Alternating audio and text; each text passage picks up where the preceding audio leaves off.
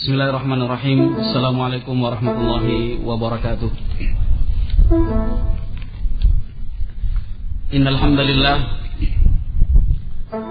nahmaduhu wa nasta'inuhu wa nastaghfiruh wa na'udzu billahi min shururi anfusina wa min sayyiati a'malina.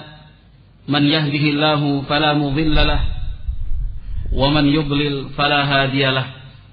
أشهد أن لا إله إلا الله وحده لا شريك له وأشهد أن محمدا عبده ورسوله صلى الله عليه وعلى آله وأصحابه ومن تبعهم بإحسان إلى يوم الدين. قال الله عز وجل في كتابه العزيز: يا أيها الذين آمنوا اتقوا الله حق تقاته ولا تموتن إلا وأنتم مسلمون. فإن أصدق الحديث كتاب الله وخير الهدى هدى نبينا محمد صلى الله عليه وسلم وشر الأمور محدثاتها فإن كل محدثة بدعة وكل بدعة ضلالة وكل ضلالة في النار. معاشر المسلمين إخواتي في الدين rahimani wa rahimakumullah. Tema yang diangkat dalam pertemuan kita kali ini sangatlah penting, apalagi melihat keterkaitan erat dengan setiap langkah-langkah di dalam kehidupan ini, yang tentunya tidak akan lepas dari muamalah maliyah, bermuamalah yang memiliki hubungan dengan harta. Maka nafkah yang halal, harta yang kita peroleh dengan cara yang dibenarkan di dalam syariat, haruslah benar-benar dipahami dan dimengerti. Karena salah satu pertanyaan yang akan diajukan kepada masing-masing kita pada hari kiamat nanti adalah pertanyaan tentang harta. Dari mana kita memperoleh harta tersebut dan untuk apakah harta itu digunakan? Rasulullah sallallahu alaihi wasallam menyebutkan di dalam hadis sahih yang dikeluarkan oleh Al-Imam Tirmidzi rahimahullahu taala dari sahabat yang mulia Abu Barzah Al-Aslami radhiyallahu taala anhu. Rasulullah sallallahu alaihi wasallam menyebutkan, la tazulu qadama 'abdin hatta yus'ala an arba' an umrihi fima afnahu wa an jismihi fima ablahu wa an malihi min aina iktasabahu wa fima anfaqahu wa min ilmihi fima amila bihi. Kata Rasul alaihi salatu wassalam, tidak akan bergeser kedua telapak kaki seorang hamba. Dia tidak akan bisa berpindah dari tempatnya hari kiamat nanti sampai dia menjawab 4 pertanyaan yang pasti akan diajukan untuknya. Kata Rasul alaihi salatu wassalam, pertanyaan yang pertama adalah an umrihi fima afnah. Masing-masing kita akan ditanya tentang usia dan umur yang Allah berikan untuk kita. Dihabiskan untuk apa umur yang kita punya? Pertanyaan yang harus dijawab. Umur yang telah kita lewati sampai hari ini dan sampai akhirnya nanti, apakah digunakan untuk beribadah ataukah tidak? Kemudian pertanyaan yang kedua, kata Rasulullah sallallahu alaihi wasallam, wa an jismihi fima ablah. Masing-masing kita pun akan ditanya tentang tubuh, fisik, jasad dan jasmani kita. Fima ablah, digunakan untuk apakah jasad yang kita punya, kekuatan fisik yang ada pada kita. Pertanyaan yang ketiga adalah wa an malihi min aina iktasabahu wa fima anfaqah. Kita semua pasti akan ditanya tentang harta yang kita miliki di dunia. Meskipun pada hakikatnya harta yang kita punya adalah milik Allah Jalla wa Ala, akan tetapi setiap harta yang sampai kepada tangan kita, harta yang ada di bawah tanggung jawab dan kekuasaan kita, pada hari kiamat nanti akan ditanya min aina iktasabahu, dari mana harta itu diperoleh, wa fima anfaqahu, dan untuk apa harta itu digunakan. Kemudian yang keempat, kata Rasulullah sallallahu alaihi wasallam, masing-masing kita akan ditanya tentang ilmu yang telah kita peroleh di dunia. Diamalkan ataukah tidak ilmu tersebut? Dari beberapa pertanyaan ini, ma'asyiral muslimin, rahimani wa rahimakumullah, satu dari pertanyaan tersebut yang memiliki kaitannya erat dengan pembahasan dan tema yang diangkat dalam kajian kali ini, yaitu nafkah yang halal. Nafkah yang halal.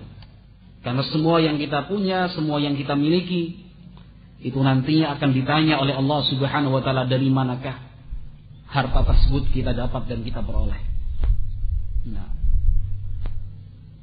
Pengadilan Allah Subhanahu wa taala pada hari kiamat nanti adalah pengadilan yang benar-benar ditegakkan di atas al-haq, di atas kebenaran. Berbeda dengan mahkamah atau sistem peradilan yang ada di dunia.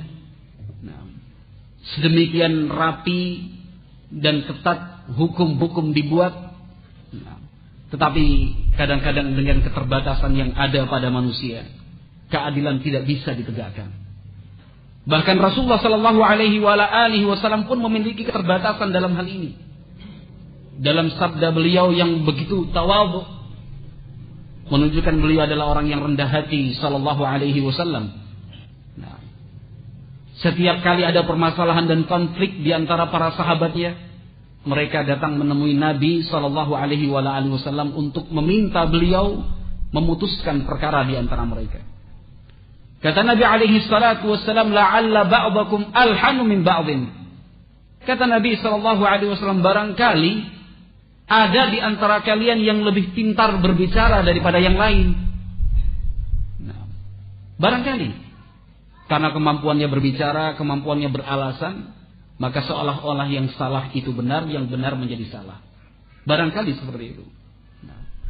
Maka Rasulullah sallallahu alaihi wasallam menyampaikan kepada para sahabatnya dan juga kepada kita bahwa keputusan dan ketetapan yang diambil Nabi alaihi salatu wasallam adalah keputusan dan ketetapan yang benar-benar beliau sampaikan dalam batas usaha yang paling maksimal sallallahu alaihi wasallam. Dan itu telah kita saksikan dan kita rasakan. Kebenaran diutak-atik, kesalahan dihiasi sedemikian rupa. Maka orang yang jujur dinilai berkhianat, sementara orang yang jelas-jelas berkhianat dan berbohong malah dibela mati-matian. Dan itu semua kita saksikan dalam panggung kehidupan di dunia ini. Alangkah banyaknya para pelaku kejahatan, tetapi kemudian dibebaskan dari jerat-jerat hukum. Sementara mereka yang dikenal sebagai orang-orang yang jujur, orang-orang yang baik, akhirnya karena sebuah konspirasi termakan juga oleh hukum. Ini hukum di dunia. Akan tetapi pada hari kiamat nanti, ma'asyiral muslimin yang dimuliakan dan dirahmati Allah Subhanahu wa taala, tidak ada seorang pun di antara kita yang bisa lepas dari hukum Allah Subhanahu wa taala. Yang benar akan disebut benar, yang salah pasti akan disalahkan. Inilah hukum Allah Subhanahu wa taala. Sama halnya dalam pembahasan kita secara khusus harta yang kita punya. Barangkali kita di dunia ini bisa memberikan alasan, segudang alasan, bahwa harta ini saya dapatkan dengan cara yang halal, barang ini saya miliki dengan cara yang sewajarnya. Bahkan dia bisa membuktikan dengan berbagai macam bukti, nota, kwitansi, surat pernyataan, surat perjanjian, dan seluruhnya. Cap, kop, resmi, itu semua bisa dilakukan di dunia. Akan tetapi pada hari kiamat nanti, tidak ada seorang pun yang bisa menyembunyikan apa yang telah dia perbuat. Tidak ada seorang pun yang bisa menyembunyikan apa yang telah dia perbuat, termasuk harta-harta yang dia punya. Maka seorang muslim harus selektif, betul-betul ketat untuk memilih dan mendapatkan harta. Apakah benar harta ini melalui jalur yang halal dari awal hingga akhir, ataukah justru harta ini datang dari jalur dan pintu yang haram, meskipun mengasyikkan, menjanjikan, menyenangkan. Nah, kadang-kadang perasaan juga sulit untuk menolaknya.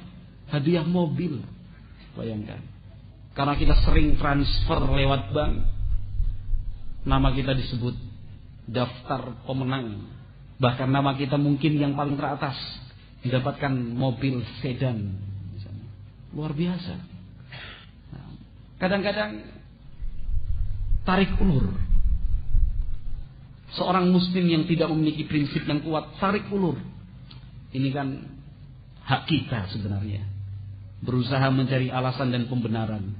Padahal alasan itu terlalu dipaksakan.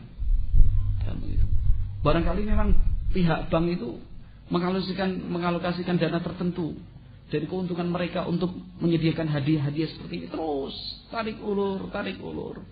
Alhamdulillah Allah Subhanahu wa taala berikan hidayah, ditolak hadiah itu. Kata tetangganya, gila orang ini. Kan gitu. Mau pakai bahasa Jawa EDAN kan gak enak di sini. Kan begitu. Gila orang ini. Salafi kok seperti ini sih? Lawang semuanya pengen dapat hadiah, sudah diantarkan datang. Nah, tanpa syarat, pajak ditanggung oleh pihak bank misalnya. Ini kalau malah ditolak, mobil sedan harganya 360 juta misalnya. Luar biasa. Tapi biar saja dianggap kita orang gila. Nah, biar saja mereka menganggap kita tidak waras. Tapi kita memiliki pertanggungjawaban yang khusus kepada Allah Subhanahu wa taala. Kepada Allah Subhanahu wa taala. Nah, malam-malam ada yang ketuk pintu rumah, tok. Dibukakan. Mohon maaf Pak, bisa ketemu sebentar? Boleh, monggo. Cerita ngalor ngidul ke sana kemari, begini Pak, keadaan bangsa kita ini sedang membutuhkan seorang pemimpin yang merakyat, jujur, adil, yang bisa memperjuangkan hak-hak rakyat. Kesejahteraan rakyat itu menjadi tujuan utama. Maka kedatangan saya kemari ingin memberikan sedikit bantuan kepada Bapak. Sedikit aja. Traktor. Sedikit kan satu kan. Traktornya cuma satu, makanya dibilang sedikit. Nilainya mungkin banyak, tapi jumlahnya sedikit. Sedikit bantuan dari kami, traktor.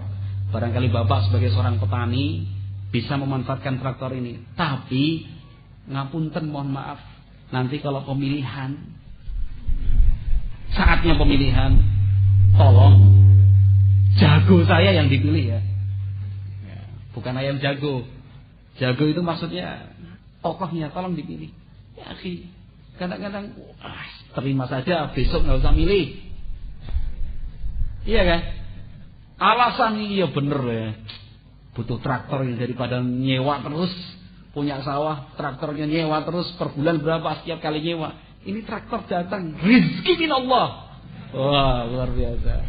Wa man yattaqillaha yaj'al lahu makhraja wa yarzuqhu min haitsu la yahtasib. Ayat ini yang mendendang di dalam hatinya. Rizki Allah itu datang dari arah yang tidak terduga-duga. Masya Allah. Ya, pelintir sana, pelintir sini, kan begitu. Cari pembenaran. Padahal jelas, yakinlah bahwa harta seperti ini tidak halal.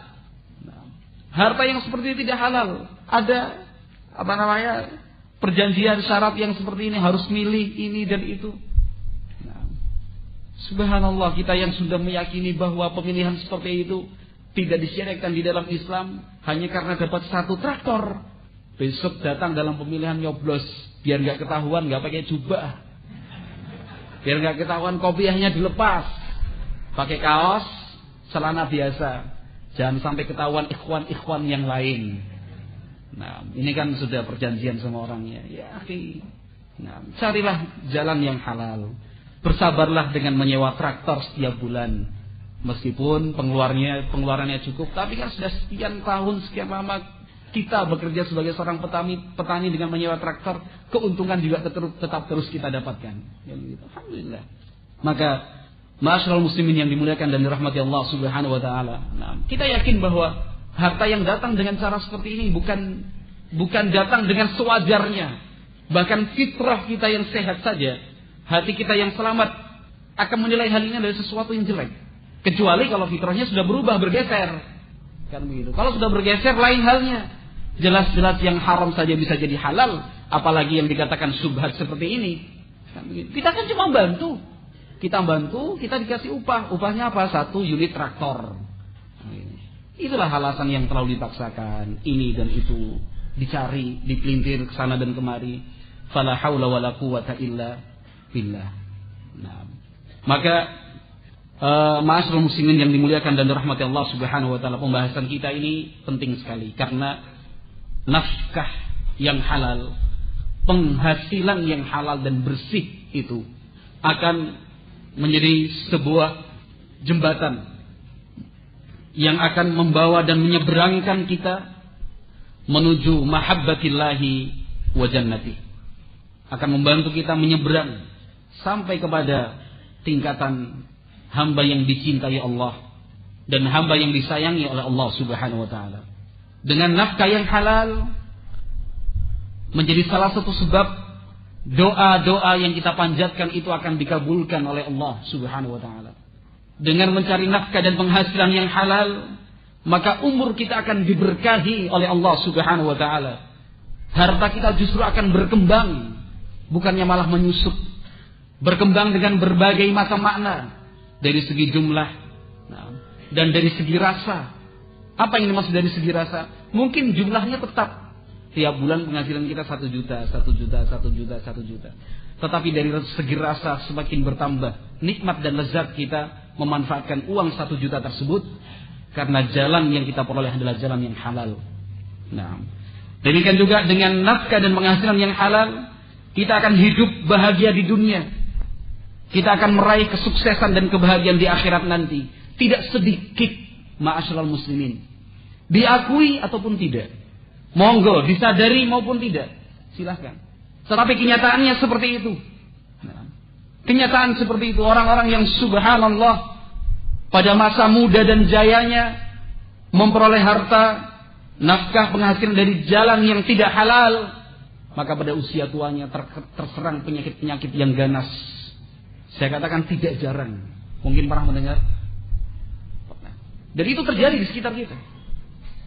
Apa seperti ini yang diharapkan? Kebahagiaan.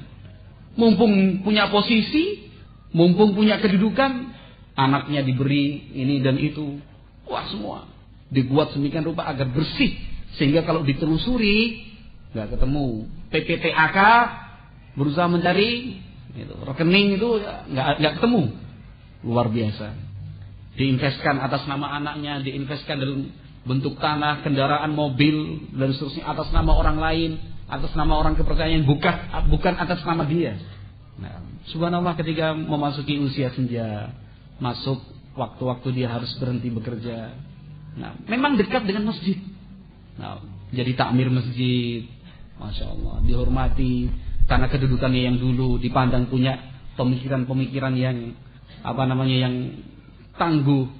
Tapi subhanallah beberapa saat kemudian terserang stroke, terserang penyakit jantung. Ada salah satu organ vitalnya yang tidak berfungsi. Subhanallah. Allah maha adil.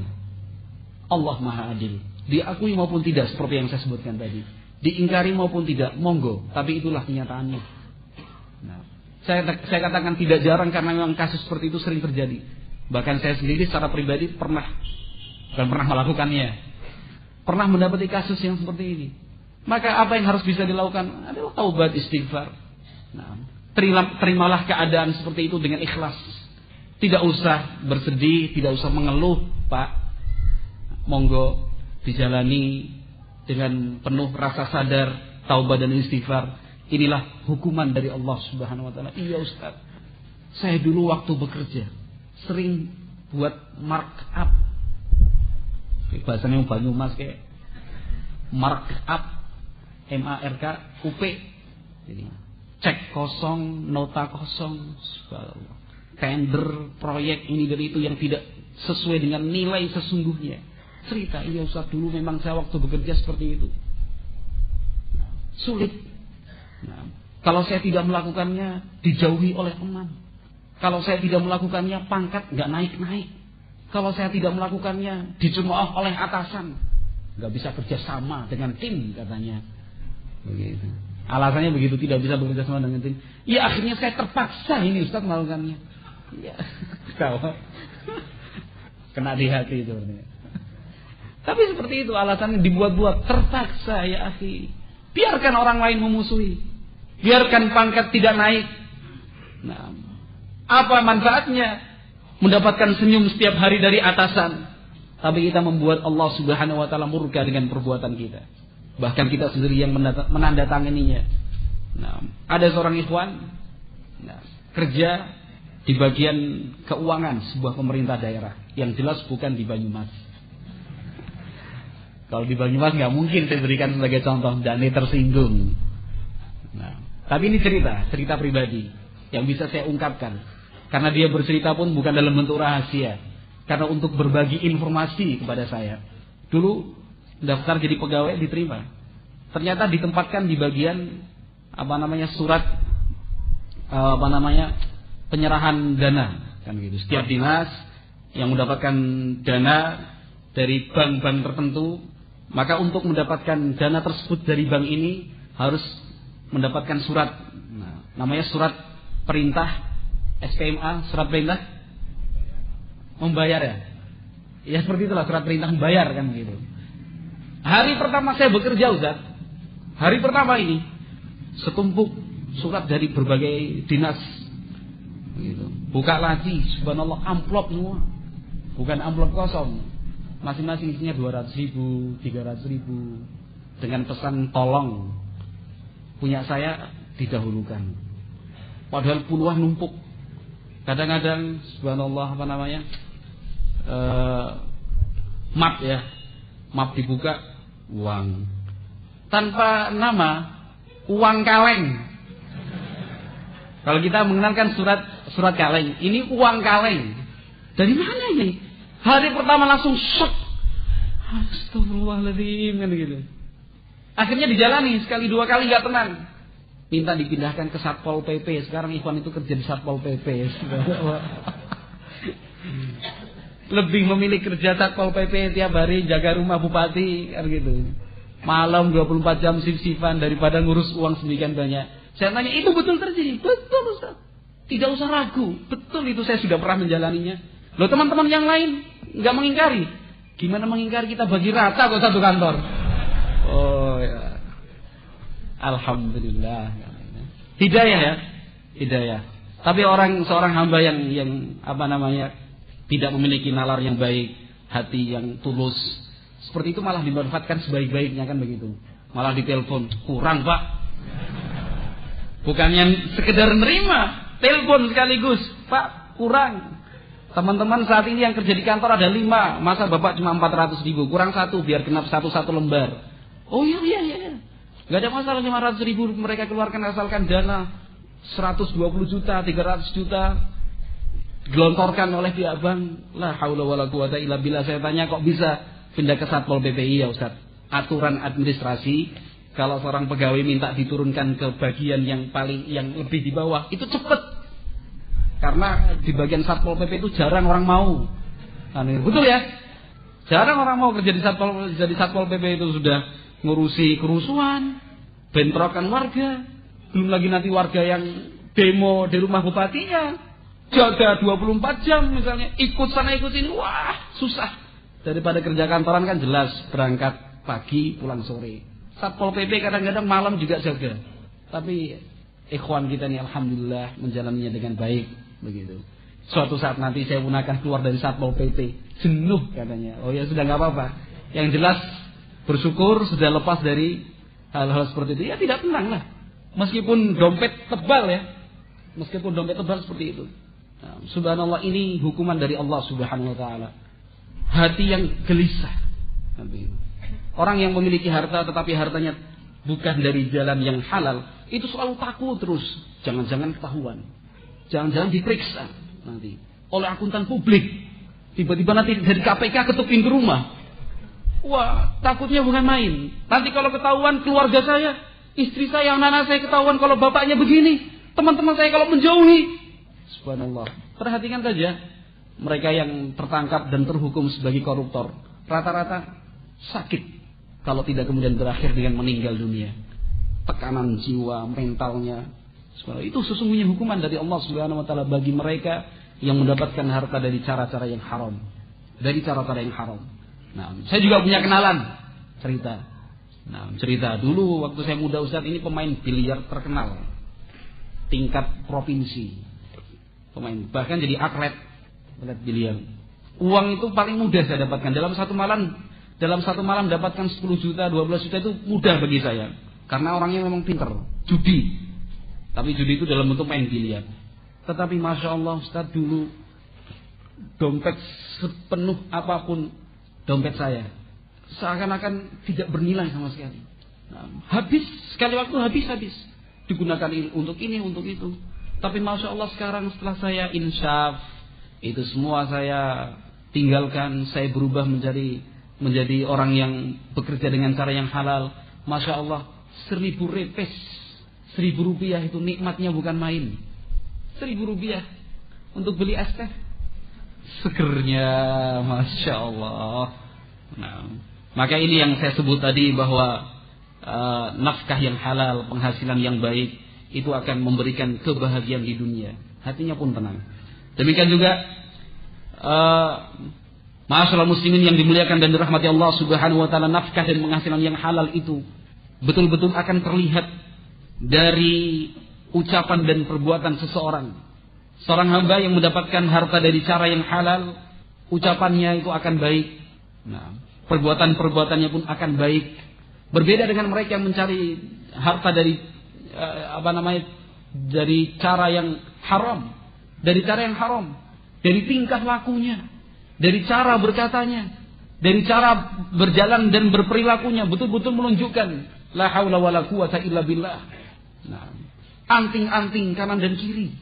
Demikian juga kalung, gincu, bedak segala macam. Wah, orang bidadari dari mana ini?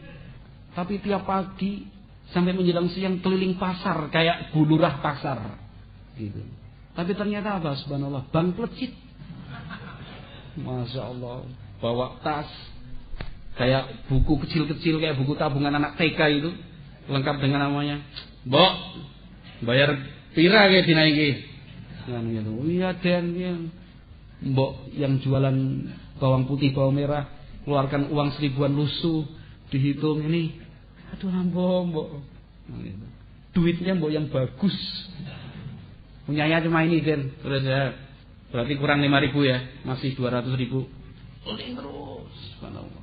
Dia berikan pinjaman, katanya saya akan membantu para pedagang-pedagang kecil. Tetapi bunganya 10%, bunganya 20%. Pinjam berapa? 200.000. Ya. Bunga 10%. Jadi yang diserahkan 180.000.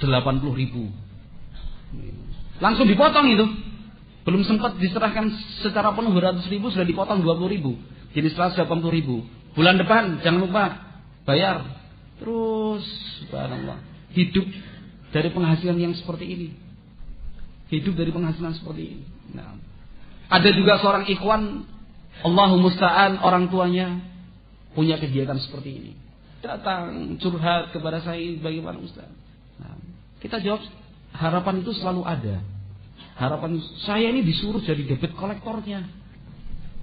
Saya ini sudah jadi debit kolektornya. Dulu sebelum saya ngaji memang saya suka melakukannya. Jadi utusan dari ibu, sana tagih sini. Tapi setelah saya ngaji, saya sudah nggak mau lagi seperti itu. Apa yang harus saya katakan kepada orang tua?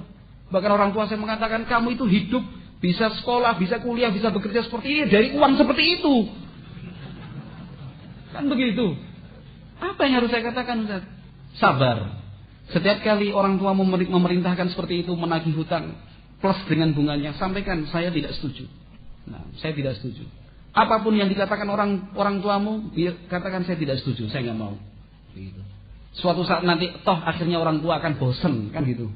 Dikongkan, nggak mau terus, kan nggak mungkin akhirnya orang tua terus sudah jelas sikap anaknya tidak mau, tidak mungkin orang tua kemudian terus memerintahkan, ayo, nggak mungkin. Itu sesuatu yang tidak mungkin. Sama juga seperti kita kan, kita punya teman dimintai bantuan, nggak bisa, minta bantuan nggak bisa, sudahlah besok nggak usah minta bantuan lagi.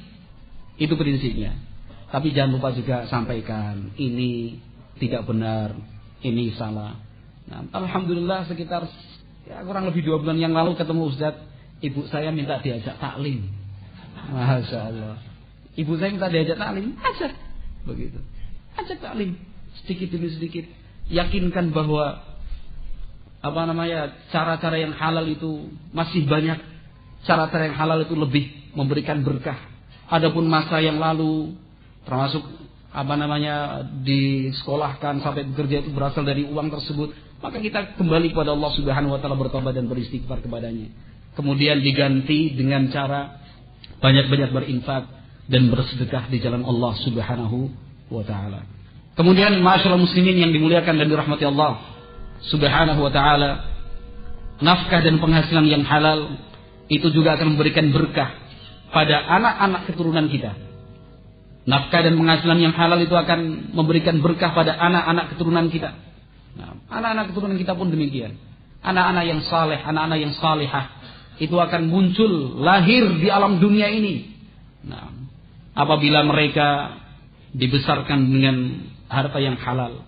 Tetapi sebaliknya ketika harta yang kita berikan untuk mereka, makan dan minum mereka, pakaian dan tempat tinggal mereka dari harta yang haram, maka suatu saat nanti pengaruh buruk itu pun akan dirasakan oleh anak-anak kita. Wal iyadzubillah. Meskipun tidak mutlak. Seperti contoh yang saya sebutkan tadi. Saudara kita sendiri, yang dari kecil sampai dia bekerja sampai menikah, biaya itu datang dari harta yang haram. Tetapi Allah Subhanahu wa taala menginginkan kebaikan untuk dia, hidayah untuk dia. Maka kemudian dia tinggalkan harta yang haram tersebut. Tetapi pada umumnya seperti itu. Baik buruknya perilaku dan akhlak anak-anak kita juga sangat dipengaruhi dengan harta yang kita berikan untuk mereka. Kemudian, ma'asyiral muslimin yang dimuliakan dan dirahmati Allah Subhanahu wa taala, harta, nafkah dan penghasilan yang halal itu merupakan sebuah kebanggaan tersendiri bagi seorang hamba. Itu akan menaikkan dan meningkatkan derajatnya di hadapan Allah Subhanahu wa taala. Karena beberapa hal ini dan beberapa hal yang lain, wallahu a'lam bishawab, maka pembahasan tentang nafkah yang halal itu penting untuk disampaikan. Penting untuk disampaikan. Barangkali kita selama ini telah bekerja dengan cara yang halal. Mungkin semua harta yang kita miliki sampai saat ini seluruhnya adalah harta yang halal. Namun diharapkan dengan pembahasan ini kita semakin tenang, kita semakin berbahagia, dan kita membangun kebahagiaan ini di atas ilmu berdasarkan Al-Quran dan Sunnah Nabi Muhammad alaihi salatu wasallam. Nah, karena bagaimanapun juga setiap ibadah itu harus dibangun di atas ilmu. Nah, harus dibangun di atas ilmu. Nah, nilai ibadah yang dibangun di atas ilmu tentu berbeda dengan nilai ibadah yang dibangun bukan berdasarkan ilmu. Nah, ketika seseorang bekerja dengan cara yang halal, karena memang dari awal dia mendapatkan kesempatan untuk bekerja dengan cara yang halal, nah, akhirnya dia ikuti, dia jalani kehidupan tersebut, tentu akan berbeda dengan seorang hamba yang dari awal dia telah bertekad, bercita-cita untuk mencari cara yang halal. Nah, karena dia mengetahui bahwa nafkah dan penghasilan yang halal itu akan mendekatkan dirinya kepada Allah Subhanahu wa taala, karena ini adalah perintah dari agama, karena ini akan memberikan berkah dalam umur dan hidupnya, akan memberikan pengaruh berkah yang baik kepada anak-anak keturunannya. Tentu nilainya akan berbeda, ma'asyiral muslimin yang dimuliakan dan dirahmati Allah Subhanahu wa taala. Yang jelas, Islam sebagai agama terakhir yang dibawa oleh Nabi Muhammad alaihi salatu wasallam mengatur segala sendi-sendi kehidupan di dunia ini. Nah, baik itu terkait dengan hak-hak pribadi, hak-hak kita sebagai manusia diatur sepenuhnya. Nah, demikian juga yang terkait dengan ibadah dan muamalah. Nah, ibadah dan muamalah itu juga diatur secara sempurna di dalam Islam. Muamalah itu banyak bentuknya. Salah satu muamalah yang sangat diperhatikan oleh Islam, hukum-hukum yang terkait dengannya juga dijelaskan secara sempurna oleh Islam, adalah al-muamalah al-maliyah. Muamalah dalam hal harta, uang, ekonomi, perdagangan dan seterusnya. Fabayyanal jaiza minha wal mamnu. Maka Islam menjelaskan manakah yang boleh dan manakah yang terlarang. Manakah muamalah yang diharamkan, mana pula muamalah yang dihalalkan. Semua dijelaskan di dalam Islam secara sempurna. Namun barangkali pengetahuan kita terbatas. Nah, ada beberapa hal yang benar-benar kita yakini sebagai hal yang halal. Ada juga beberapa hal yang kita yakini haram hukumnya. Tetapi di sana ada beberapa hal, bahkan banyak hal yang kita sendiri pun ragu. Ini halal ataukah haram? Nah, inikah halal ataukah haram? Nah, maka sikap seorang muslim yang baik ketika dia berada di atas garis keraguan-raguan, bukannya dia memaksakan diri, wah karena belum jelas hukumnya, lakukan saja. Ini bukan sikap seorang muslim. Kan belum jelas ini haram. Nah, kan belum jelas ini tidak boleh. Nah, sikap seorang muslim yang baik adalah sikap pengamalan dari sabda Nabi Muhammad SAW di dalam hadis yang sahih, da' ma yaribuk ila ma la yaribuk. Tinggalkan, kata Nabi SAW, tinggalkan perkara-perkara yang membuat engkau ragu, dan pilihlah hal-hal yang engkau yakini kebenaran dan kehalalannya. Jangan memaksakan diri melakukan sesuatu yang kita sendiri meragukan kehalalannya. Nah, bahkan Nabi SAW di dalam hadis yang sahih mengatakan, innal halala bayyinun wa innal harama bayyinun wa bainahuma umurun mushtabihat. Sesungguhnya yang halal itu jelas, yang haram juga jelas. Namun di sana ada beberapa hal yang masih mushtabihat, yang samar, yang masih meragukan. Nah, maka sikap seorang muslim diajarkan Nabi SAW, barang siapa yang menjaga dirinya dari hal-hal yang meragukan tersebut, maka dia telah menjaga kehormatan dirinya sendiri. Ini sikap seorang muslim. Nah, oleh karena itu prinsip penting yang diajarkan dan dibimbing oleh Islam untuk umatnya agar tidak terlibat dalam muamalah bentuk apapun sebelum dia memahami hukum-hukum yang terkait dengannya. Jangan sampai melakukan dulu baru tanya ke ustadz. Ustadznya diposisikan mau tidak mau mengatakan, iya sudahlah terlanjur. Dan itu sering. Yang penting muamalah dulu buat ini segala macam. Ustadz baru tanya, oh iya ustadz ini sudah terlanjur. Dana yang saya keluarkan sudah cukup banyak. Nah, ini kalau saya putus di tengah jalan, apa penjelasan saya kepada pihak-pihak yang terkait? Gitu. Akhirnya ustadznya diposisikan, terus dikondisikan untuk mau tidak mau mengatakan, ya kayaknya sudah darurat akhi. Sudahlah antum selesaikan dulu muamalah ini, tapi besok jangan diulang lagi. Nah, ini juga sikap yang tidak baik. Nah, melibatkan diri dalam satu bentuk muamalah, sementara dia tidak mengerti hukumnya. Setelah dia masuk dalam muamalah tersebut, barulah dia bertanya, tergopoh-gopoh dengan ustadznya, ustadz, saya minta waktu sebentar. Oh iya, saya ini itu, bagaimana hukumnya? La haula wala quwata illa billah. Kita kan dari awal dididik oleh para ulama kita. Pendidikan itu pun bersumber dari Al-Quran dan Sunnah Nabi Muhammad SAW, bahwa al-ilmu itu qablal qawli wal amal. Ini prinsip penting ya akhi. Nah, banyak di antara kita alhamdulillah yang sudah hafal usul tsalatsah, mengkaji berulang-ulang kali.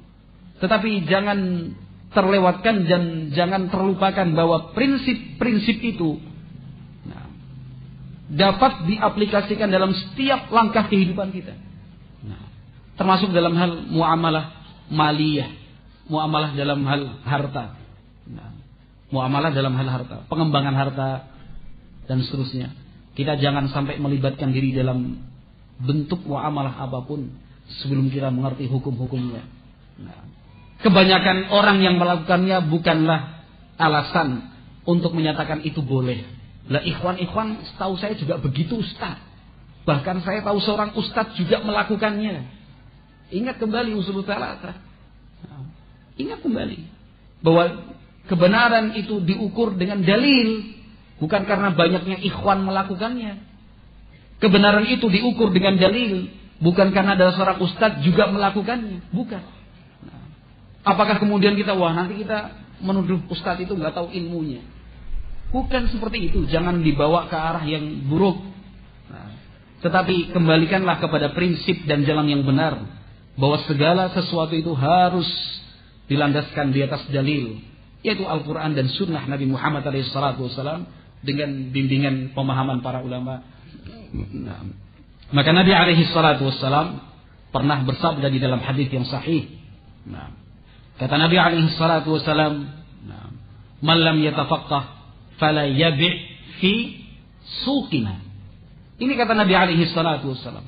Barang siapa yang tidak punya ilmu fikih jual beli, kata Nabi alaihi salatu wassalam, maka jangan sampai dia berdagang dan berjual beli di pasar-pasar kaum muslimin. Berat atau ringan? Bagi yang tidak punya semangat belajar ya berat. Tapi yang memiliki semangat yang baik, punya keinginan untuk mendapatkan berkah dari harta yang dia punya, ini akan menjadi ringan. Kita bisa memeriksa setiap karya tulis para ulama yang menjelaskan tentang wajibnya berilmu sebelum beramal. Ternyata seluruh ulama kita rahimahumullah, mereka selalu menjelaskan bahwa siapapun yang akan melakukan sebuah amalan, dia harus punya ilmu terlebih dahulu. Orang yang mau menikah, jangan sampai dia menikah sebelum memahami ilmu tentang hukum-hukum yang seputar pernikahan, talak, cerai.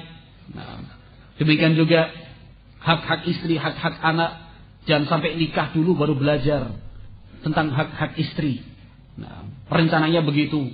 Tetapi setelah menikah gak ada waktu untuk mempelajari hak-hak istri. Akhirnya hak-hak istrinya tidak tertunaikan dengan baik. Nah, demikian juga seorang akhwat, seorang wanita misalnya. Ketika ada seorang melamar ingin menikahinya, sementara dia sendiri belum cukup tentang ilmu mengenai rumah tangga.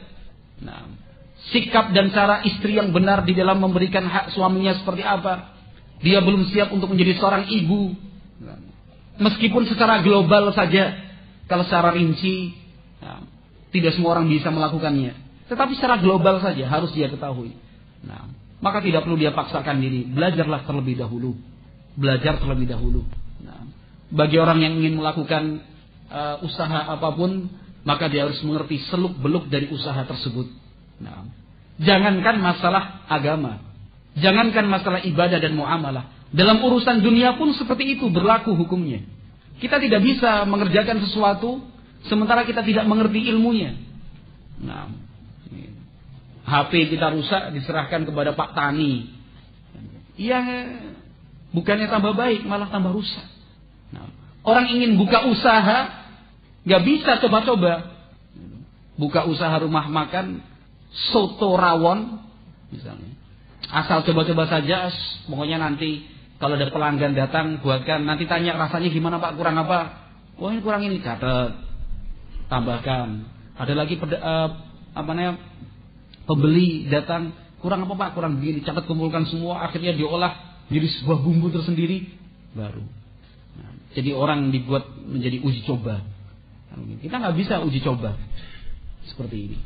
Tetapi sebelum kita melangkah dalam satu bentuk usaha, kita harus mengilmui, mengetahui seluk-beluk dari usaha tersebut. Apalagi urusannya dengan tanggung jawab kita kepada Allah Subhanahu wa ta'ala. Maka ma'asyiral muslimin yang dimuliakan dan dirahmati Allah Subhanahu wa ta'ala, pada masa-masa seperti ini sudah banyak kaum muslimin, bahkan mayoritas di antara mereka, tidak lagi memperhatikan dari mana sumber harta yang dia punya. Apakah harta itu berasal dari jalan yang halal ataukah dari jalan yang haram, dia tidak pedulikan lagi. Nah, karena banyak orang beranggapan apabila harta itu sudah sampai di tangannya jadi halal. Intinya itu, dari manapun jalannya, kalau sudah dimiliki dan dipegang, menjadi halal, ini sudah menjadi milik saya. Nah, padahal mungkin pekerjaannya adalah pekerjaan yang kotor, pekerjaannya adalah pekerjaan yang tidak baik, tetapi karena terdorong oleh hawa nafsu, karena terdorong oleh ambisi dunia dan materi, maka dia anggap perbuatan itu menjadi perbuatan yang halal. Fala haula wala quwata illa billah. Maka sikap seorang muslim yang baik harus memperhatikan hal-hal seperti ini. Kata Rasulullah sallallahu alaihi wasallam di dalam hadis Abu Bakar radhiyallahu taala anhu yang diriwayatkan oleh Imam Tabrani rahimahullahu taala dan disahihkan oleh Syekh Al-Albani rahimahullah, kata Nabi alaihi salatu wasallam, kullu jasadin nabata min suhtin fannaru aula bihi. Kata Nabi alaihi salatu wasallam, kullu jasadin nabata min suhtin fannaru aula bihi. Setiap daging yang tumbuh, setiap daging yang tumbuh di dalam tubuh kita berasal dari harta yang haram, fannaru aula bihi, maka api neraka yang lebih pantas dan layak untuknya.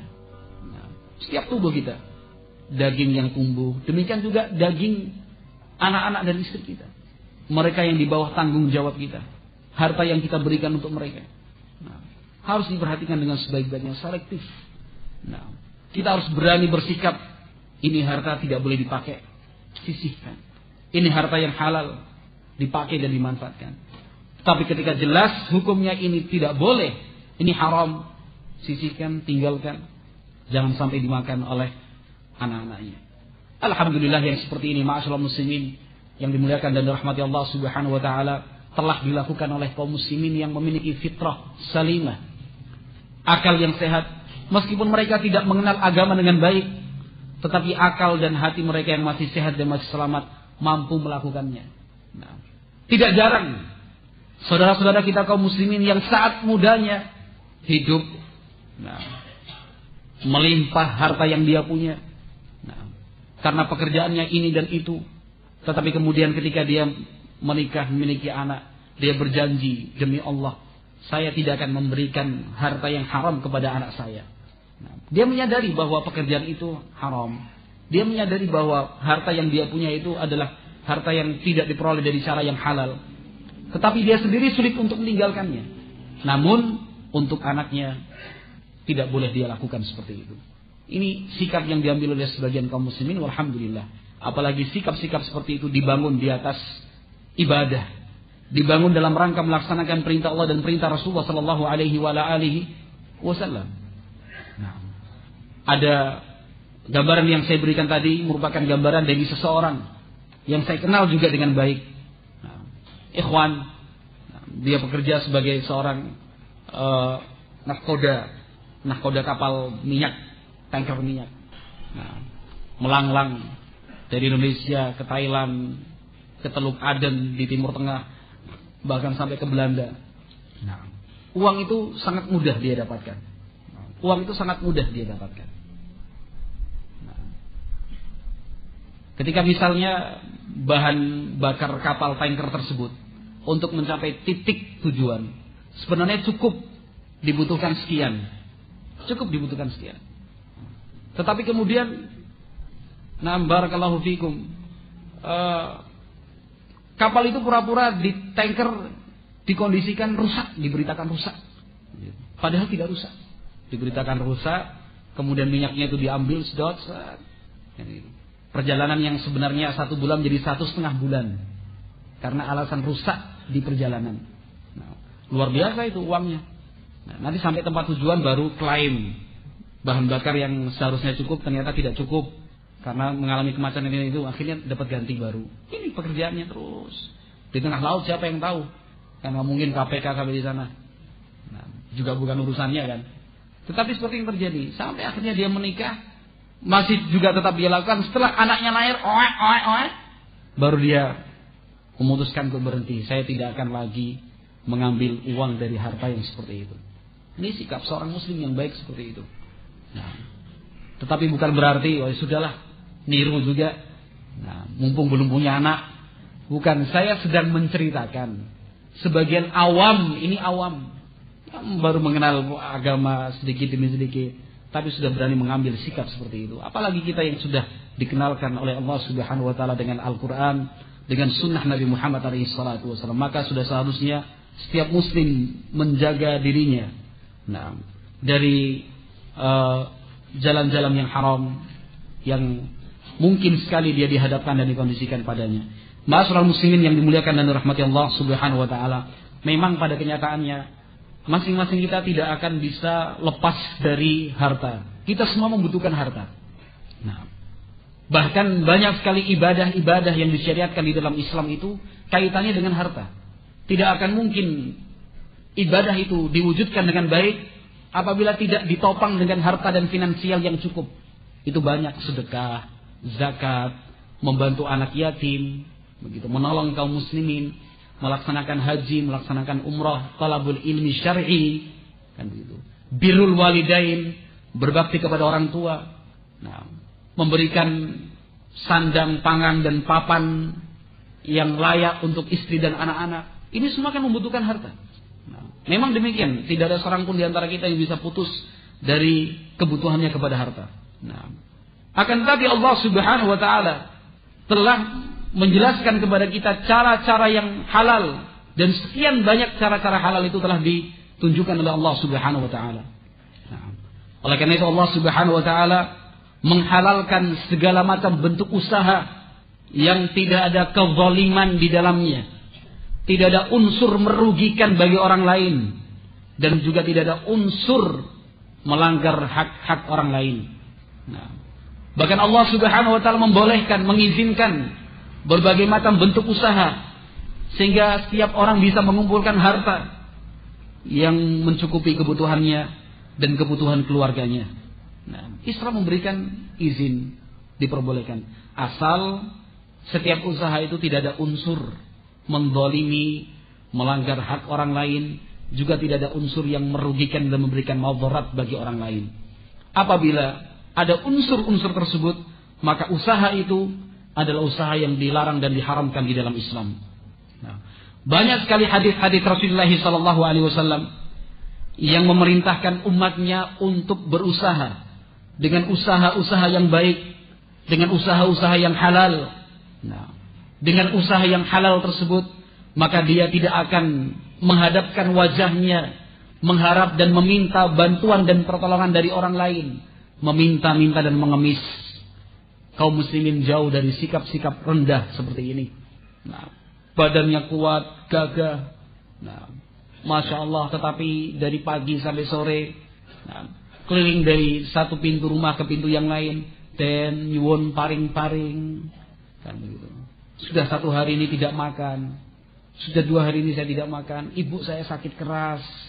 Nah, ibu saya sakit keras.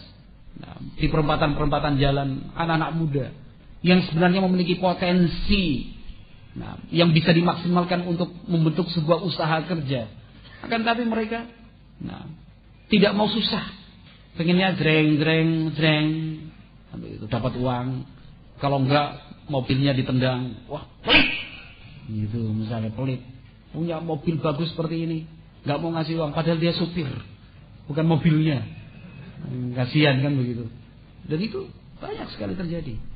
Nah, Islam memerintahkan kita untuk bekerja, kerja dan berusaha. Nah, maka orang Muslim itu memiliki etos kerja yang tinggi, apalagi Salafi. Seorang Salafi itu harus memiliki etos kerja yang sangat tinggi dibandingkan dengan lain-lainnya. Kenapa demikian? Karena seorang Salafi ketika bekerja bukan sekedar bekerja. Seorang Muslim ketika dia bekerja itu dilandaskan atas niatan beribadah kepada Allah Subhanahu wa taala. Bukan semata-mata mengejar pangkat, materi, kedudukan, bonus ini dan bonus itu, bukan. Tetapi seorang muslim ketika dia bekerja, landasannya adalah ibadah. Ini perintah dari Allah, menjaga kehormatan diri.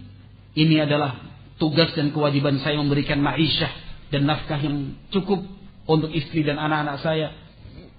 Saya bekerja untuk membiayai keperluan orang tua saya, birrul walidain. Ditambah lagi dengan nilai-nilai jiwani, nilai-nilai ruhiyah, seperti tawakalnya, tingkat kepercayaannya kepada Allah Subhanahu wa taala. Nah, ini yang membedakan antara etos kerja orang yang mengerti agama dengan mereka yang punya etos kerja tinggi tetapi tidak didasarkan agama.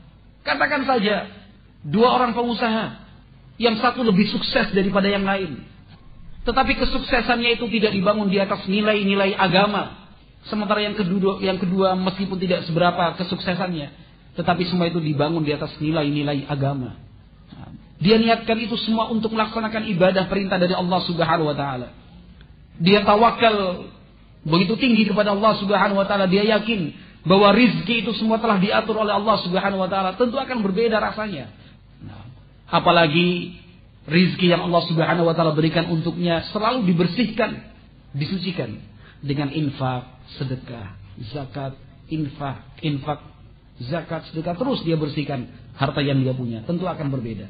Maka sekali lagi, seorang muslim harus menjadi seorang pekerja keras. Seorang salafi tidak boleh menjadi kaum pengangguran. Jadi kalau kita melihat salafi nganggur, jarang taklim. Yakin. Orang yang sudah kenal kajian salaf, sudah didekatkan dengan ayat dan Al-Quran, ayat Al-Quran dan hadis Nabi Muhammad SAW, dia yang sudah didekatkan dengan contoh-contoh dari biografi para ulama, tentu dia tidak akan berdiam diri.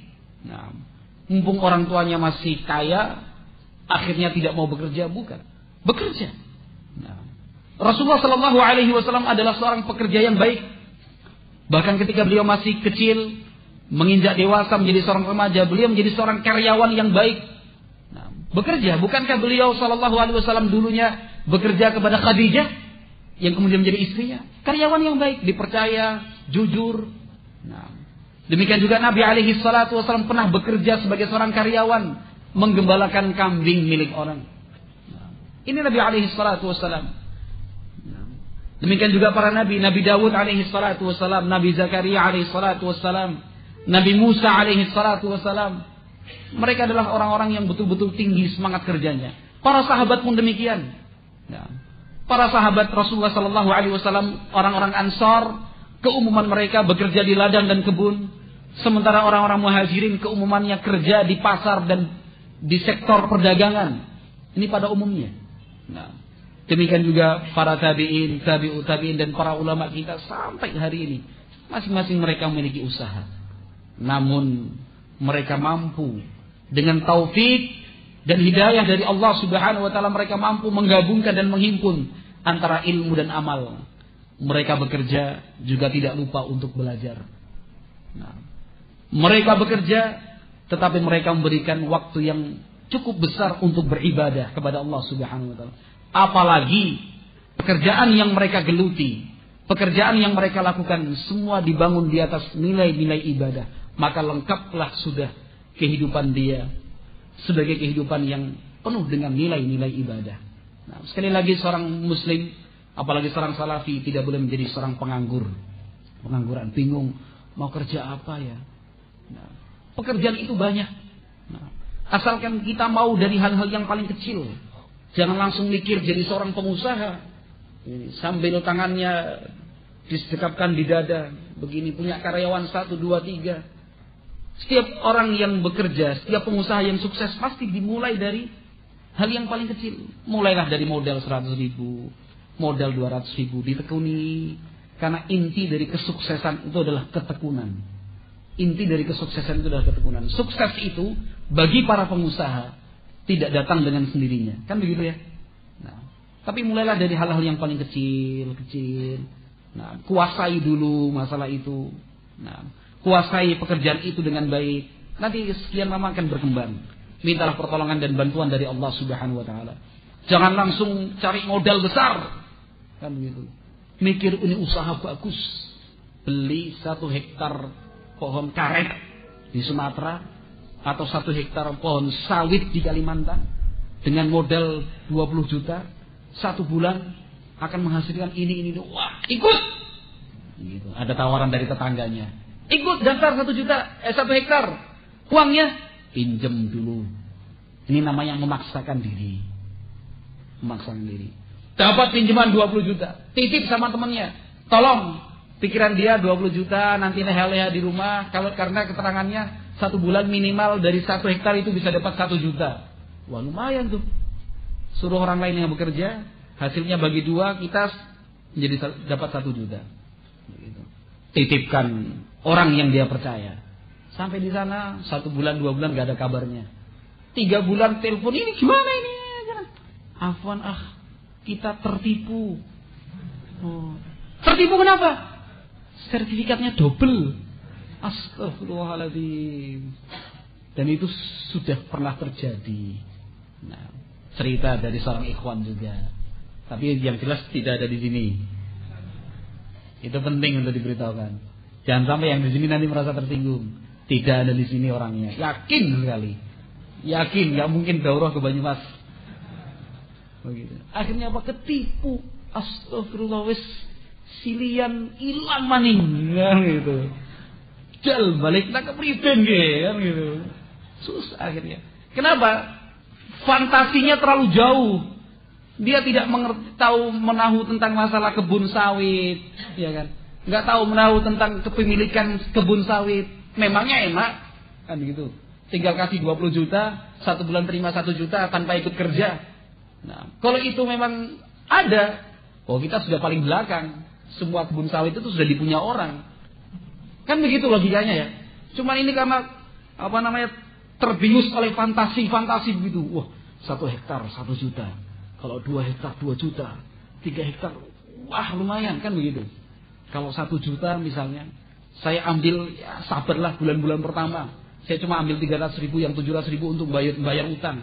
Ya kurang lebih 3 tahun utang itu selesai. Setelah itu hasilnya penuh saya dapatkan. Tapi subhanallah yang berangkat ini juga ikhwan ya baru belajar tentang sawit. Kayak gitu. Datang sampai ke sana ke Kalimantan Tengah misalnya, bayar sekian set. Pas membersihkan kebun sawitnya ada orang datang dengan parang, ngapain di sini?" Gitu. "Oh, ini punya saya." Ini punya saya. Debat sengketa, ternyata sertifikatnya double. Nah, ya nggak bisa buat apa-apa. Karena peraturan yang berlaku, siapa duluan itu yang punya. Anda baru datang, baru 1 minggu di sini, saya sudah bertahun-tahun di sini. Kalah, 20 juta hilang. Plus tiket pulang pergi. Nah, Jawa, Kalimantan. Ini terlalu terlalu jauh fantasinya. Mulailah dari hal-hal yang kecil. Nah, ikhwati fillah yang dimuliakan dan dirahmati Allah Subhanahu wa taala. Nah, orang kalau mau usaha tinggal melihat tubuhnya sajalah, kan gitu. Mulai dari atas kepala kopiah kan. Berikutnya gunting rambut. Kalau mau usaha loh ini. Kalau saya tidak jadi ustaz mungkin saya jadi pengusaha. Cuman ini terbentur tugas-tugas keustadzan ini. Mau sedikit usaha, ustaz udah gila dunia. Aduh, kata sebagian ustaz, susah jadi ustaz ya. Garisnya terlalu sempit, kan gitu. Baru sedikit usaha, wah udah mulai dakwah, udah mulai lupa sama dakwah ini, pondoknya libur terus. Kan gitu misalnya. Ustaz itu adalah dokter, dunia itu adalah penyakit. Kan gitu. Ini dokter kok malah cari penyakit. Astagfirullah. Sabar. Tapi ini bagi Anda yang belum terkena garis-garis sempit seperti itu. Cara berusaha seperti ini insya Allah mudah lah. Minta pertolongan dari Allah. Lihat dari kepala. Kopiah ini sudah jadi bahan untuk berpikir gimana kopiah bisa jadi duit. Nah, kulaan jual ini subhanallah gitu. Cari kopiah 100 dijual waktu daurah ini masya Allah. Nggak punya dana ya jangan 100, 10 dulu kan gitu. Nggak punya uang kongsi kerjasama sama teman yang bisa dipercaya. Kalau kopiah, wah sudah banyak ikhwan jualan kopiah. Ya sudah, masih di kepala ini. Gunting rambut. Sekarang kan mulai bermunculan toko-toko barbershop. Khusus toko yang menjual alat-alat cukur. Kalau biasanya kan kita tukang cukur. Ini menjual alat cukur. Ada kemungkinan tertutup. Ya sudahlah, usaha cukur rambut. Masih rambut loh ini. Belum lagi, kayaknya nggak bisa. Lari ke bagian akhwat, kerudung, jilbab, jepit rambut, ikat rambut. Ini masih seputar rambut ya kawan ya. Kemudian sisir kutu. Kan banyak di pasar-pasar itu orang jualan menjajakannya kan. Sisir kutu begitu. Sekian banyak. Terus turun sedikit dapat kacamata. Kan begitu. Lulur, krim, anting-anting, kan gitu, kacamata hitam. Kemudian tutup wajah kan begitu. Terus turun lagi pakaian, baju, lihat tangan, cincin, gunting kuku, pacar, karet gelang, jam tangan. Terus ini barang-barang yang lahir, belum urusan perut. Mulai dari cilok, bakso bakar, soto, rawon, es dawet, sekian banyak, sebut saja itu 1, 2, 3. Kalau kita nggak punya tanah sawah, kalau punya tanah sawah jadi petani bahan, sudah paling bagus. Cuman kalau misalnya kita nggak punya apa-apa, lihat, belum lagi keperluan rumah tangga, khusus jualan gelas, khusus jualan piring, khusus jualan sendok. Subhanallah, tekuni. Jangan sampai langsung mikir, wah hari ini cuma untungnya 2.000, sabar. Allah Subhanahu wa taala itu memberikan rizki yang cukup buat hambanya. Bayangkan bahwa rizki yang Allah Subhanahu wa taala berikan itu ada dalam sebuah ruangan seperti ini. Untuk sampai ke ruangan tersebut kita harus melewati banyak pintu. Banyaknya pintu itu tergantung nanti dari usaha kita. Nah, kalau pintu yang pertama saja kita buka pintu set, wah, ada pintu lagi, kan gitu.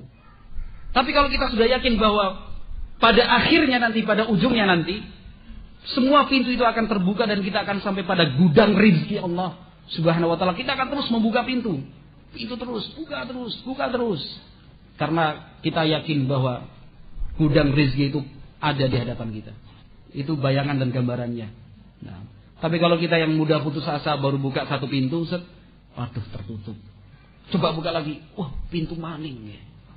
Usaha lagi, wah pintu lagi tambah berat. Kita kan nggak tahu di belakang pintu yang berat ini apakah pintu itu lebih berat lagi, atau justru ketika pintu ini adalah pintu terberat, malah ketika dibuka, wah ini gudang rezeki dari Allah Subhanahu Wa Taala. Wah, kayak motivator aja. Bener-bener. Tapi ya seperti itu Islam mengajarkan. Kita lebih dulu memiliki motivasi seperti ini, kan Bu. Tapi kan sekali lagi usaha itu kita niatkan untuk ibadah lillahi Subhanahu Wa Taala. Belum keperluan lahiriah kan gitu. Semua sebut aja. Cuman kadang-kadang orang itu fantasinya langsung jauh, malu kan gitu. Nawak-nawak itu malu kan gitu. Ada yang kerja stempel, ada yang buat tulisan dilarang tidur di dalam masjid misalnya. Itu juga usaha semua. Kalau kita tidak punya keahlian. Kalau punya keahlian alhamdulillah itu lebih cepat dapat pekerjaannya insyaallah. Tapi yang jelas ma'asyiral muslimin yang dimuliakan dan dirahmati Allah Subhanahu wa taala, seorang muslim tidak boleh menganggur. Gitu ya? Masih ada yang menganggur? Masih ada yang menganggur? Insyaallah tidak ya. Jangan nganggur. Nah, wallahu a'lam bishawab. Nah, saya sebutkan tadi ma'asyiral muslimin yang dimuliakan dan dirahmati Allah Subhanahu wa taala, banyak sekali hadis yang menunjukkan perintah dari Islam bagi kita untuk betul-betul bekerja dengan cara yang halal. Nah, Nabi alaihi salatu wassalam menggambarkan kepada kita jenis usaha dan pekerjaan yang mungkin sekali kita tidak mau melakukannya. Kemungkinan besar tidak mau kita lakukan. Tetapi justru Nabi alaihi salatu wasallam memberikan gambaran dengan jenis pekerjaan seperti ini. Artinya, jangankan yang tinggi-tinggi, yang seperti ini saja, kalian harus mau melakukannya. Kata Nabi alaihi salatu wasallam dalam hadis yang diriwayatkan oleh Imam Al-Bukhari rahimahullahu taala di dalam sahihnya. Kata Nabi alaihi salatu wasallam, la an ya'khudha ahadukum hablan fayati bihizmatin min hatabin fayabi'aha fayakuffa biha wajhahu 'anil nas khairul lahu min an yas'ala an-nasa a'tauhu aw mana'uhu.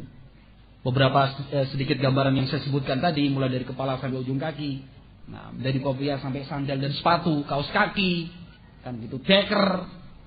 Ini semua kan jenis usaha ini.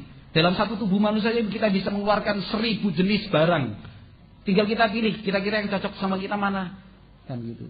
Kita juga bisa membangun ini subhanallah salafin itu punya ikatan yang kuat. Tingkat kepercayaan di antara kita sangat tinggi. Karena ikatan di antara kita bukan sekedar ikatan pertemanan dan persahabatan biasa. Tetapi ikatan kita selain ikatan pertemanan, persahabatan, ikatan kita ini juga dibangun di atas iman, Islam, dan di atas manhaj yang sama. Manfaatkan dengan sebaik-baiknya. Nah, punya teman sudah kita kenal dengan dekat, punya usaha jual beli sandal, bisalah kita temui, Mas, saya sedang kesulitan ekonomi, bisa bantu saya? Oh ya, nggak apa-apa. Dalam hal apa? Nah, minta pekerjaan, wah pekerjaannya sudah penuh ini. Nah, jangan berpikir jadi karyawan terus begitu, jangan. Pegawai terus, usaha sendiri. Saya bawa sandalnya jenengan 10 pasang lah coba ya. Kalau langsung 1000 pasang kan, wah 1000 pasang banyak sekali. Kayaknya nggak mungkin dikabulkan. 100 pasang pun mungkin seperti itu. Tapi mulai dari 10 pasang, dari yang paling kecil. Saya bawa barang jenengan 10 pasang ya, sandalnya. Oh ya nggak apa-apa, pilih sendiri 10 sandal, kan gitu. Nunggu di gerbang sana, nyegat peserta daurah yang mau datang, nyegat peserta daurah yang mau pulang. Nawarkan. Kalau malu tutupan apa? Apa? Masker atau surban. Tapi itu langkah yang salah. Langkah yang salah. Nilai iklannya kurang. Nilai iklannya kurang. Kalau malu tutupan gini nilai iklannya kurang. Promosinya tidak terlalu begini. Nanti kalau orang tertarik tapi dari jauh, sandalnya bagus ya, tapi sudah kesusu. Karena wajahnya tertutup nggak ketahuan siapa yang jualan. Paham nggak? Tapi kalau buka senyum, set, gitu. Sandal murah, kan gitu. Kualitas terjamin, misalnya murah. Yang lihat tadi dari jauh, wah, Abu Bakar jualan sandal sekarang. Nilai promosi, iklan, 1 poin ya, 1 poin. Begitu. Ya main jual sandal Bakar. Bagikan kertas, mungkin belum punya dana untuk buat kartu nama. Sudahlah beli kertas. Ya kalau sudah nggak punya uang beli kertas buram. Sudah beli kertas buram. Tulis fotokopi kalau nggak kuat nulis banyak. 1 halaman Abu Bakar 081578122836 itu nomor saya. Contohnya. Tulis fotokopi, gunting bagi-bagikan. Menerima pesanan sandal. Subhanallah, promosi ini. Mulai dari hal yang paling kecil. Wah, Abu Bakar sekarang jualan sandal. Ketemu sama teman-teman, wah, sekarang ada yang jualan sandal namanya Abu Bakar. Promosi. Tapi kalau tutupan ini karena malu, sing dodolan siapa orang ngerti. Padahal sandalnya bagus loh kelihatannya. Ya sebenarnya bagus tapi gimana? Pas nggak bawa uang, mau beli gimana? Pengennya sih saya pengen beli. Cuman yang jualan kemarin siapa sih? Nggak tahu. Karena malu nilai promosinya kurang. Nah, tidak usah malu. Kata Nabi Sallallahu Alaihi Wasallam, sungguh ini Nabi memberikan gambaran dengan jenis pekerjaan yang mungkin sekali kita tidak akan mau melakukannya, tetapi justru Nabi memberikan gambaran seperti ini. Kata Nabi Alaihi Wasallam, sungguh salah seorang di antara kalian mencari ranting-ranting dan kayu, kemudian dia ikat sebagai sebuah tumpukan kayu bakar, lalu dia jual ke pasar. Kata Nabi, itu lebih baik daripada dia meminta-minta kepada orang. Dapat ataukah tidak, kata Nabi. Orang memberi ataukah tidak memberi. Lebih baik mengumpulkan ranting, cabang, dahan, diikat, kemudian diletakkan di pinggir jalan, Banyumas, Buntu, kan gitu. Jual kayu bakar, kan gitu. 1 tumpuk 1.500. Masya Allah, 1.500. Kita bisa menghubungi mereka yang punya kebun-kebun jati. Minta izin, Pak, kayu bakarnya yang jatuh-jatuh saya ambilin ya. Oh iya, makasih. Saya juga senang. Sekaligus bantu bersihkan kebun saya. Subhanallah. Ada orang punya usaha seperti itu di Boyolali, di atas gunung bukit lereng-lereng Merapi dan Merbabu itu. Datang ke sana cuma ngambilin abu bekas kayu bakar. Saya orang daerah sana kan masih sering masak pakai kayu bakar ya. Masih sering masak dengan kayu bakar. Sehingga abu itu kan banyak kumpul. Datang tuh pakai. Pertama dari awalnya motor, kemudian pick up. Masya Allah berkembang usahanya. Nah, Pak, itu sisa-sisa abunya saya beli, boleh? Gak usah dibeli Mas, ambil saja. Suruh ambil saja. Ambil, sampai di rumah disaring. Subhanallah, disaring itu abu ya bakar. Saring, terpilih. Kemudian dikasih deterjen khusus, ramuan, dikemas, pakai plastiknya disablon misalnya, untuk cuci perkakas rumah, perabot rumah. Kasih namanya apa terserah, Merbabu, misalnya kan gitu, atau Muntahan Merapi, wah keren kan gitu ya, atau apalah namanya, jual. Sebenarnya sekarang masuk ke minimarket, Indomaret, Alfamaret sudah masuk orang itu. Tidak perlu disebutkan nama yang nggak ada di sini. Tapi subhanallah ya, seorang muslim itu harus memiliki etos kerja yang tinggi. Kadang-kadang kalau fantasi usaha dan bisnis itu sudah mulai mengganggu malam saya, kayaknya besok sudah pengen pensiun jadi ustad. Kayaknya, setelah pengen jadi ustad lah kan gitu. Ini fantasi bisnisnya tinggi sekali. Tapi saya tularkan kepada panjenengan semua. Bersyukurlah. Nah, tetapi yang paling penting, ma'asyiral muslimin yang dimuliakan dan dirahmati Allah, kita bisa mencermati contoh pekerjaan yang disampaikan Nabi alaihi salatu wasallam, ya kan? Saya katakan tadi mungkin kita sendiri nggak mau melakukannya, tetapi justru Nabi alaihi salatu wasallam memberikan gambaran dengan sesuatu yang tidak kita bayangkan. Jualan kayu bakar. Ini dorongan dan dan motivasi dari Nabi alaihi salatu wasallam kepada umat Islam untuk bekerja dan berusaha.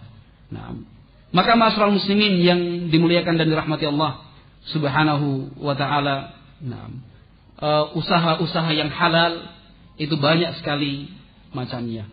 Nah, di dalam Islam dikenal, jamnya, gak ada yang punya jam, pinjam sebentar. Daripada gini terus loh. Nah, namanya siapa mas? Abu Habib. Jangan sampai tak bawa pulang. Lupa Abu Habib ya. Sampai jam 11.45.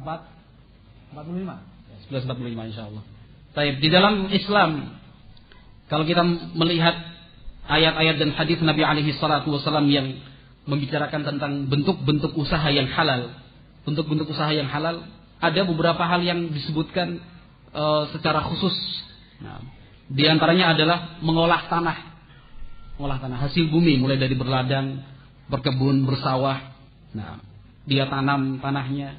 Ini bagian dari usaha.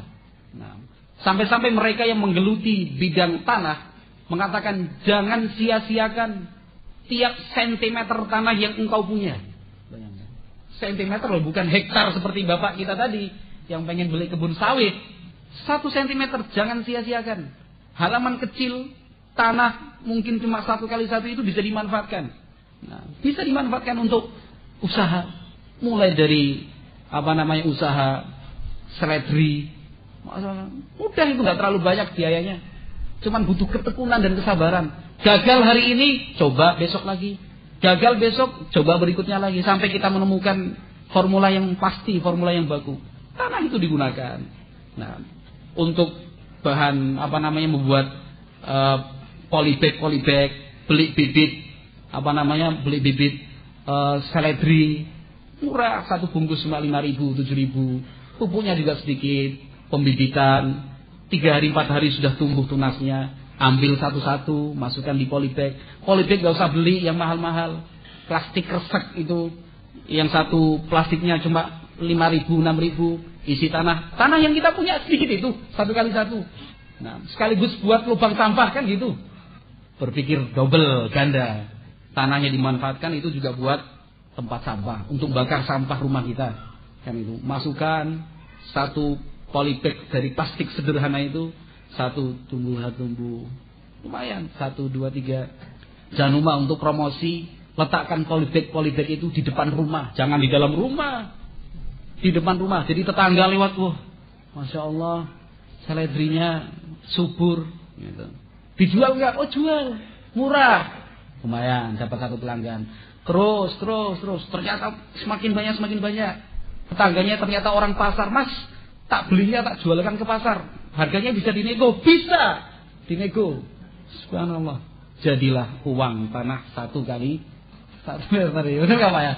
Insya Allah itu dia fantasi bisnis ini yang kadang-kadang mengganggu tugas-tugas keustatan ini. Tapi insya Allah kita bisa sharing nanti ya. Allahu Akbar, ujian bagi saya ini. Nah, di dalam Islam mengolah tanah menjadi hasil bumi itu juga sangat dianjurkan sekali. Sangat dianjurkan sekali. Allah Subhanahu wa taala berfirman dalam Al-Qur'an dalam surat Ali Imran, "Zuyyina lin-nasi hubbus syahawati minan nisa'i wal banina wal qanatiril muqantarati minadh dhahabi wal fiddah wal khailil musawwamati wal an'ami wal harth." Surat Ali Imran ayat 14. Allah Jalla wa Ala berfirman, telah dibuat indah. Ini sudah fitrah kita sebagai manusia. Telah dibuat indah bagi manusia kecintaannya kepada wanita, anak-anak, harta yang melimpah dalam bentuk emas dan perak, kuda-kuda yang baik, hewan-hewan ternak, dan juga pertanian. Di dalam ayat ini Allah Subhanahu wa taala menjelaskan tentang watak dan karakter kita. Sebelum fakultas-fakultas pertanian dan peternakan itu dibentuk, sebelum munculnya dokter-dokter dan profesor yang menggeluti bidang pertanian dan peternakan, manusia sejak dahulu kala sudah mampu bertani dan beternak. Wah, mau bertani gimana Ustaz? Cuma lulusan SD, cuma lulusan SMP. Tidak usah berkecil hati. Nenek moyang kita dulu tidak sekolah SD, Nenek moyang kita dulu juga tidak sekolah sampai kuliah selesai, tidak. Tapi mereka menjadi para petani tangguh. Negara kita adalah negara agraris. Bukan gitu ya? Kan gitu. Kita dulu sempat mengekspor ini. Sebelum ini bermunculan lembaga-lembaga seperti ini yang untuk masuk saja harus bayar sekian puluh juta. Bayar sekian. Itu kalau dijadikan modal, subhanallah. Biaya kuliah dari masuk sampai wisuda, total akumulasi berapa puluh juta. Berapa puluh juta bayangkan kalau diakumulasi loh. Untuk jadi seorang yang bergelar sarjana ini, sarjana itu. Itu kalau dijadikan modal, sudah jadi pengusaha sukses kita insyaallah. Inilah fantasi ini. Sabar insyaallah. Nah. Baik, di dalam ayat ini Allah Subhanahu wa taala menjelaskan bahwa pertanian itu dan yang terkait dengan tanah pertanian, perkebunan, sawah, dan semisalnya. Bahkan sekarang ada kan usaha bisnis jual beli tanah kan ya?